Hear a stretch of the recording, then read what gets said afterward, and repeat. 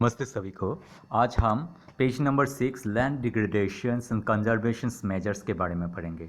Land कैसे degradation होता है इंडिया में, कितना प्रतिशत इंडिया का जो लैंड है वो डिग्रेडेशन हुआ, क्या क्या कारण से डिग्रेडेशन हुआ, और कंजर्वेशन मेजर्स में हम पढ़ेंगे क्या कर सकते हैं लैंड को हम कंजर्व करने के लिए, ओके, कंजर्वेशंस करने के लिए। तो हम जाते हैं एक नोट्स में। आप ये नोट्स आप लिख सकते हो। तो ये देखिए नोट मैंने बनाया है, लैंड डिग्रेडेशंस। ये देखिए पहला सब आपको समझ में आएगा, वेरी इजी है।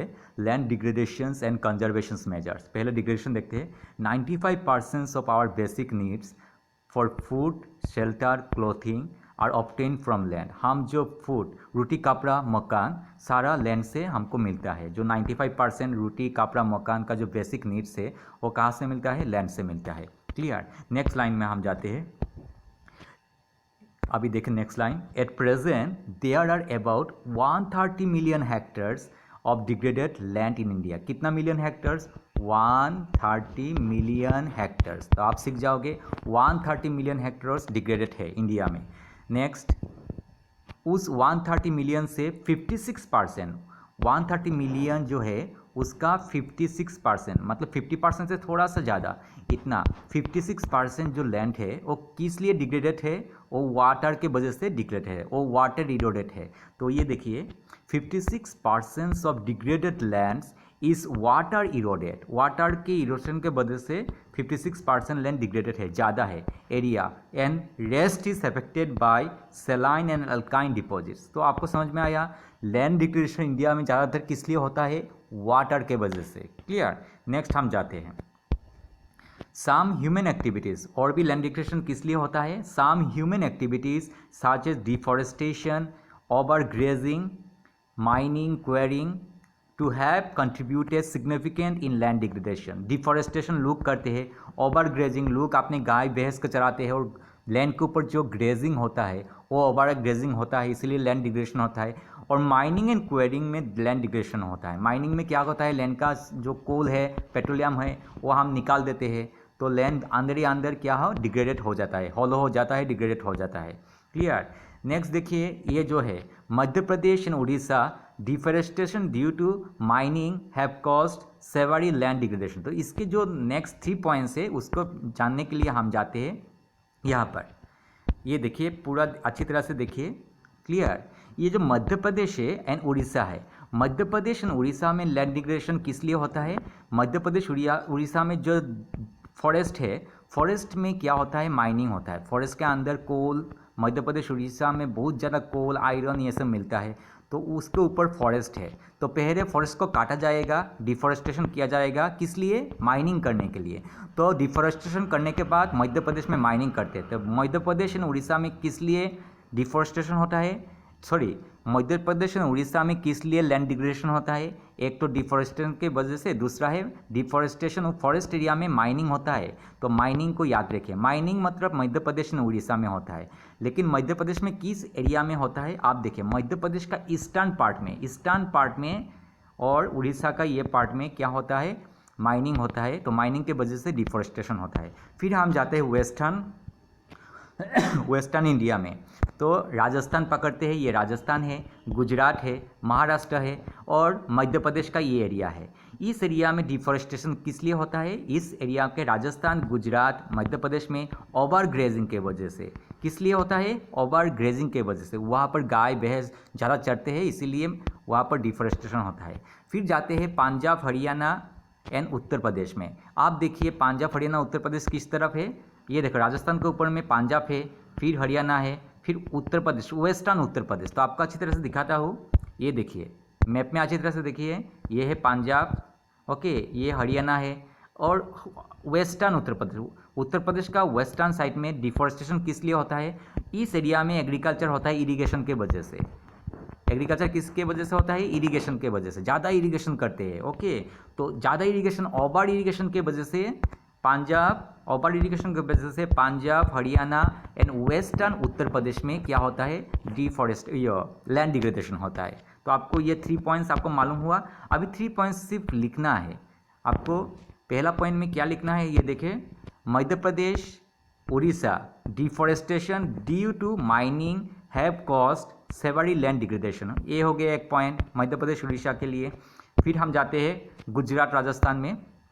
इन states like Gujarat, Rajasthan, Madhya Pradesh and Maharashtra, overgrazing के वजह से क्या होता है, डिग्रेडेशन होता है, लैंड डिग्रेडेशन होता है। तो आपका 3.2 पॉइंट मिल गया। और एक पॉइंट है, इन स्टेट्स ऑफ, ये देखिए, in the states of Punjab, Haryana and western Uttar Pradesh, over irrigation is the responsible for land degradation. तो आपका ये पॉइंट हो गया। इजी है, बहुत इजी है।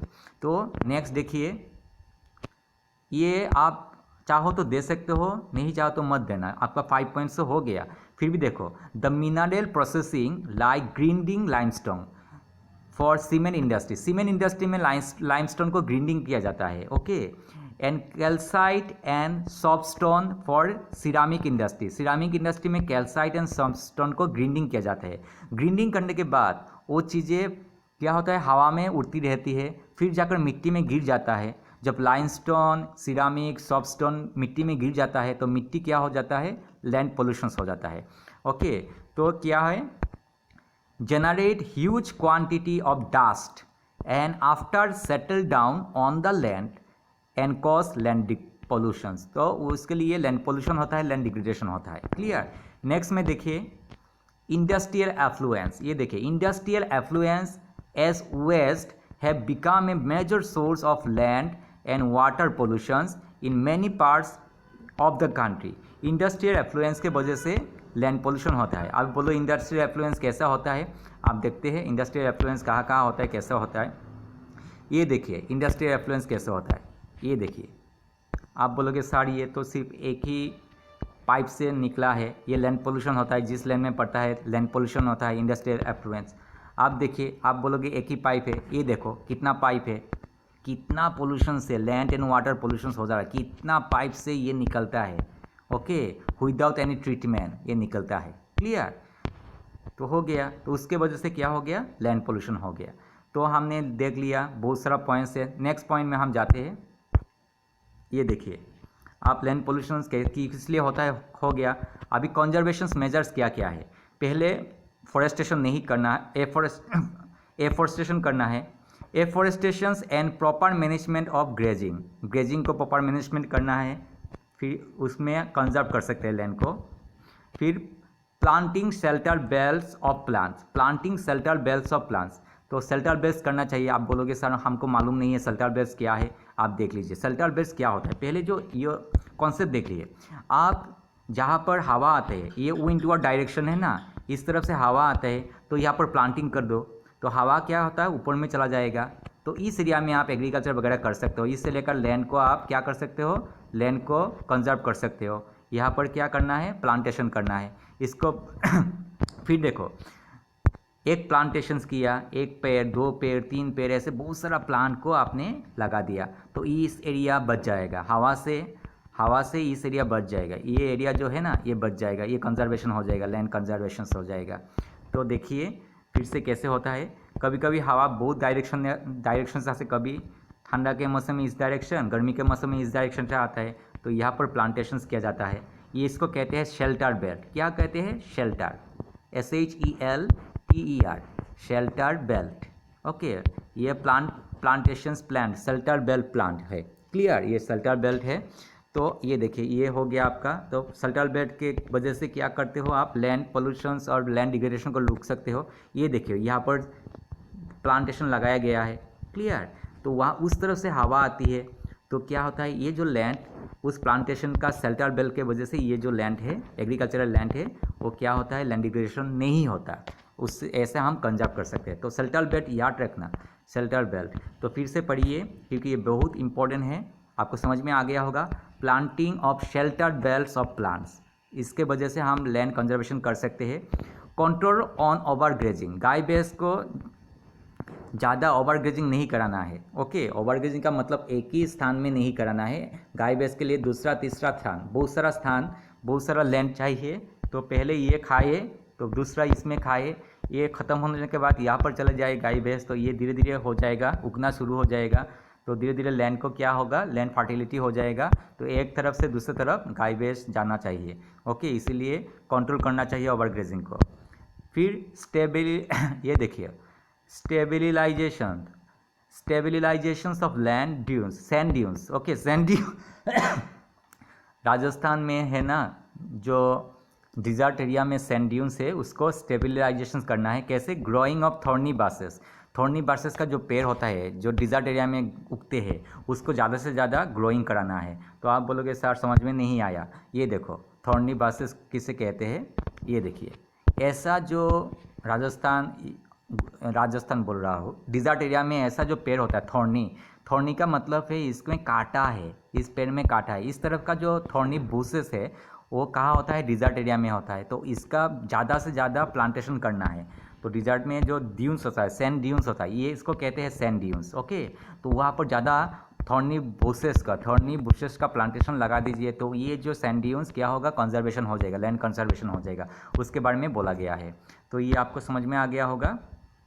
Then proper management of wasteland जो है उसको प्रॉपर मैनेजमेंट करना है। देन देखिए कंट्रोल ऑफ माइनिंग एक्टिविटीज़ ज़्यादा नहीं करना है, उसको कंट्रोल कर करना है माइनिंग एक्टिविटीज़ को। देन ये देखिए नेक्स्ट लास्ट में है ये देखिए लास्ट में proper discharge and disposal of industrial effluents and waste after treatment. Industrial effluents से जो पानी निकलता है, ओके, जो पाइप से पानी निकलता है उसको क्या करना है? ट्रीटमेंट करना है। ट्रीटमेंट करने के बाद छोड़ना है, लैंड में या रिवर में छोड़ना है। And can reduce land डिग्रेडेशंस in industrial and suburban areas. तो कैसे करते हैं? बहुत सारे इंडस्ट्री करते हैं आजकल। ये देखिए ये जो पानी है ऐसे पड़ेगा तो डायरेक्ट विदाउट एनी ट्रीटमेंट ऐसे पड़ेगा तो लैंड डिग्रेडेशन, वाटर डिग्रेडेशन होगा, वाटर पोल्यूशन, लैंड पोल्यूशन होगा। तो इसको क्या करना है? प्रॉपर ट्रीटमेंट करना है। तो उसको डायरेक्ट नहीं फेंक कर यहाँ पर प्रॉपर ट्रीटमेंट करना है। इंडस्ट्रियल वेस्ट को, एफ्लुएंस को प्रॉपर ट्रीटमेंट करना है। ये ट्रीटमेंट का प्लान लगाया गया है, इतना सुंदर प्लान। ये देखो जितना इंडस्ट्रियल पोल्यूटेड वेस्ट है उसका प्लान लगाया गया है, उसको क्या करना है? प्लान लगाया गया है, ट्रीटमेंट किया जाता है। बिफोर उसको फेंकने से पहले इस प्लांट में क्या किया जाता है? फेंकने से पहले उनका जो जैसे केमिकल्स है उसको केमिकल्स को रिड्यूस किया जाता है। क्लियर? तो प्रॉपर ट्रीटमेंट के बाद उस पानी को फेंकना है, उस वेस्ट एफ्लुएंस को फेंकना है, ऐसे बोला गया। तो आपको समझ में आ गया। ये लाइन फिर से देखो, proper discharge and disposal of industrial effluents and waste after treatment के बाद उसको डिस्पोज करना चाहिए। Can reduce land and water degradations in industrial and suburban areas. तो ये हो गया आपका, मेरे ख्याल से आपको समझ में आ गया होगा। क्लियर? तो I hope you like this video. Clear? तो thank you very much. Next portions में हम पढ़ेंगे सॉइल के बारे में पढ़ेंगे।